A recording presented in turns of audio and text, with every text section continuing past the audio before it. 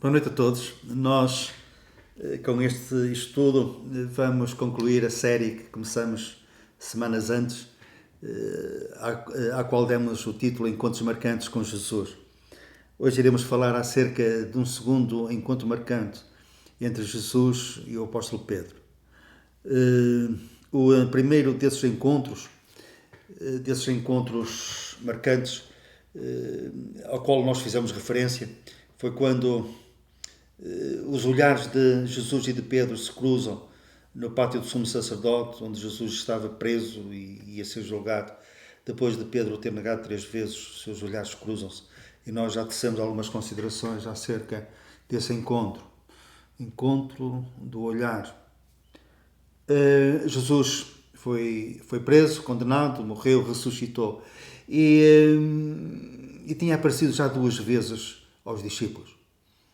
Mas não lhes tinha lançado em rosto nada, não tinha chamado a atenção deles para o facto de eles terem fugido quando ele foi preso, e particularmente em relação a Pedro, não o confronta com o facto de ele ter negado 3 vezes e o modo como ele negou. Este encontro era um encontro expectável. Pedro sabia que as coisas não iam ficar assim. Mas vamos ao nosso texto. João capítulo 21, versículo 15. Depois de terem comido, perguntou-lhe Jesus a Simão Pedro: Simão, filho de João, amas-me mais do que estes outros? Ele respondeu: Sim, Senhor, tu sabes que te amo. Ele lhe disse: Apacenta os meus cordeiros. Tornou a perguntar-lhe pela segunda vez: Simão, filho de João, tu me amas? Ele lhe respondeu: Sim, Senhor, tu sabes que te amo. Disse-lhe Jesus: Pastorei as minhas ovelhas. Pela terceira vez Jesus lhe perguntou: Simão, filho de João, tu me amas? Pedro entristeceu-se por ele lhe ter dito pela terceira vez: Tu me amas? E respondeu-lhe: Senhor, tu sabes todas as coisas. Tu sabes que te amo. Jesus lhe disse: Apacenta as minhas ovelhas.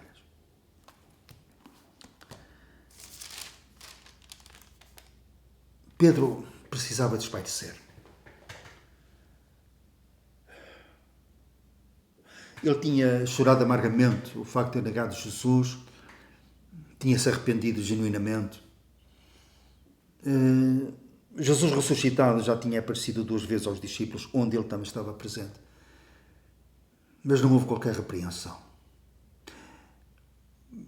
Nós podemos perguntar: porque é que Jesus não lhes disse nada nesses 2 encontros? Uma das razões é que Jesus não tem pressa em nos repreender. Outra razão, quem sabe, Jesus esperava que Pedro dissesse alguma coisa. Como Pedro não disse, neste terceiro encontro, Jesus tomou a iniciativa. Mas Pedro estava com alguns outros discípulos e a certa altura ele disse: Eu vou pescar. Ele precisava de pôr os pensamentos em ordem.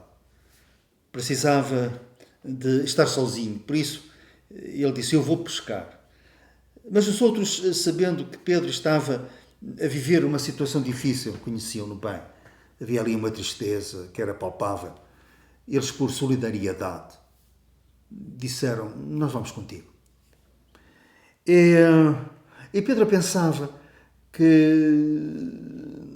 no seu barco, no mar que ele conhecia, que isso seria algo de bom para ele. Era de noite, nada apanharam, mas essa não era a preocupação principal de Pedro naquela noite. Ele foi pescar não tanto para pescar, mas para desanuviar, para se encontrar com ele próprio. Mas a noite não estava a correr bem. É que o mar trazia recordações. Aquele mar fazia lembrar aquela caminhada que ele teve ao encontro de Jesus num dia de tempestade, em que ele caminhou sobre as águas. Aquele mar onde outra vez nada tinham pescado fazia lembrar uma outra noite, em que eles, sim, eles foram mesmo com o intuito de pescar para a sua sobrevivência, para alimentar a família, e nada pescaram, e Jesus fez um milagre e houve uma pescaria maravilhosa. À medida que a noite ia passando, Pedro falava cada vez menos, taciturno. desapontado. Embaraçado com mais um insucesso. Era mais um fracasso num homem que se sentia fracassado. Quando o sol começou a lançar os seus primeiros raios, ao clarear o dia, decidiram voltar para a terra. E faltavam cerca de 100 metros para chegarem à praia. E há um homem que está na praia. E faz-lhes uma sugestão, se calhar até uma ordem. Lançai as redes para o lado direito e ireis apanhar peixe. E eles fizeram isso. Se calhar sem grande convicção, mas lançaram uma rede para o lado direito. E os peixes começaram a entrar na rede como um rebanho que obedecia à voz do seu pastor. Pedro já tinha visto aquela cena, era uma história repetida. E ele olha outra vez para a praia. É o Senhor. É que associado a esse milagre dos peixes entrarem na rede, houve um outro milagre. É que o peso era de tal ordem que as redes não suportariam aquele peso. Mas as redes estavam a resistir a tantos peixes, porque eram muitos e grandes. E quando eles chegaram à praia, Jesus já tinha feito uma fogueira, tinha cozido pão e pediu-lhes peixes que eles tinham pescado e também grelhou esses peixes. Estavam a comer junto à praia, melhor, junto ao mar, estavam a comer na praia. E eu consigo pôr-me lá.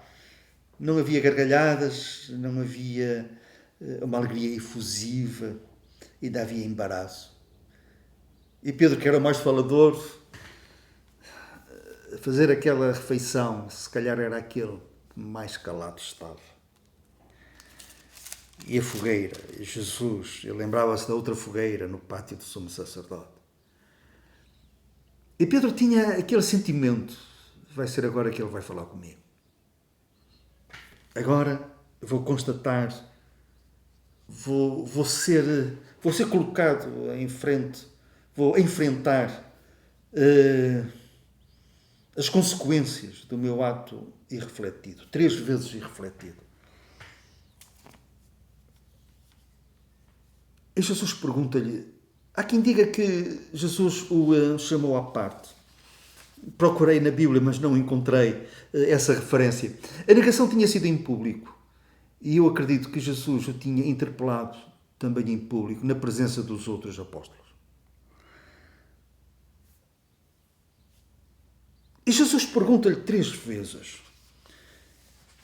Ele tinha negado o Senhor 3 vezes e o Senhor pergunta-lhe 3 vezes se Pedro o amava.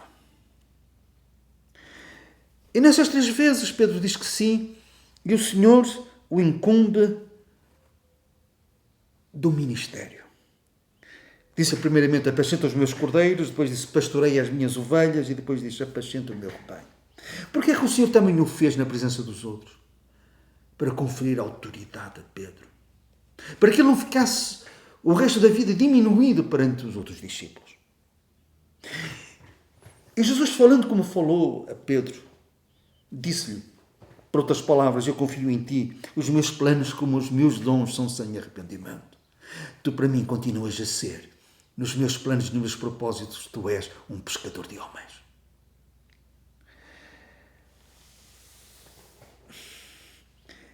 Este meu propósito permanece de pé. E isto é uma grande lição para nós e motivo de grande conforto. As nossas quedas não inviabilizam os planos de Deus. Jonas que o diga.